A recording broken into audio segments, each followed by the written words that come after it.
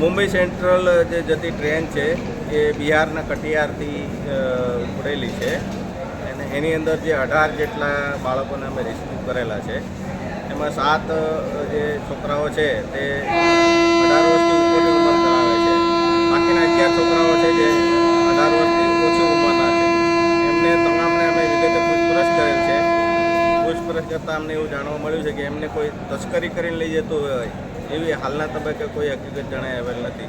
અને પોતે એવું જણાવે છે કે અમે અમારા સગાવાલા જે સુરતમાં કામ ધંધો અથવા તો નોકરી કરે છે એમના સગાવાલા થઈએ છીએ. કોઈ કાકાના દીકરા છે, કોઈ માસીના છે, એ રીતે નજીકના સગાવાલાને અહીંયા જઈ અને અમે ત્યાં ભણીશું અથવા તો એમને ત્યાં રોકાઈશું એવા આશયથી એ લોકો જાય છે.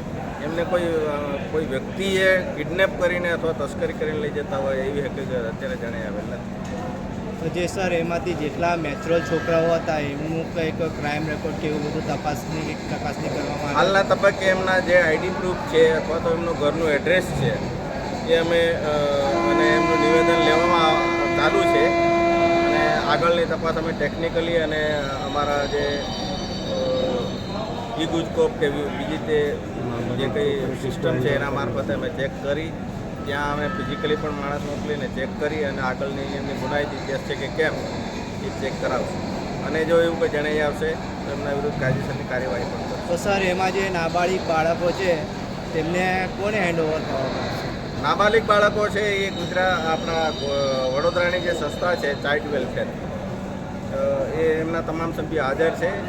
એમને કાયદેસરનો પ્રોસેસ કરી અને એમને હેન્ડઓવર કરવામાં આવશે. કેટલા છોકરા છે? ને નાના બાળકો કેટલા આશરે હશે? 11 બાળકો જે છે એ માઇનોર એજના છે અને એ તમામના વાલી વારસોનો સંપર્ક કરવામાં આવશે. તમામને પૂછપરછ દરમિયાન કોઈ એવું જણાઈ આવશે કે કોઈ તસ્કરી કરી છે અથવા પરાણે અથવા બળજબરીથી ઉપાડી ગયા છે તો એમના વિરુદ્ધ પણ અમે કાયદેસરનો ગુનો દાખલ કરી કાયદેસરની કાર્યવાહી કરીશું. અને સર આ જે મોટા છોકરાઓ જે એમની સાથે છે એમના જોડે જે માહિતી આપવામાં આવે છે એની ચકાસણી પોલીસે બરાબર ખાતરી કરી? જે પુખ્ત વયના જે વ્યક્તિઓ છે તો એ પોતે સ્વતંત્ર છે અને પોતાનો સ્વતંત્ર નિર્ણય લઈ શકે છે.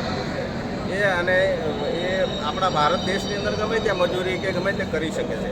પુખ્ત વયના છોકરાઓને અપહરણ કરવાનો કે એવો કોઈ મેસેજ કે એવું છે નહીં. અને જે નાના બાળકો એમની સાથે આવ્યા છે એમની સંગાતે જ હતા કે એમના સગા બગામાં? દરેક બાળકને અમે વિગતે વ્યક્તિગત પૂછપરછ કરતા કોઈ 2 જણની ગ્રુપમાં ટિકિટ લીધી છે, કોઈ 3 જણના ગ્રુપમાં ટિકિટ લીધેલી છે.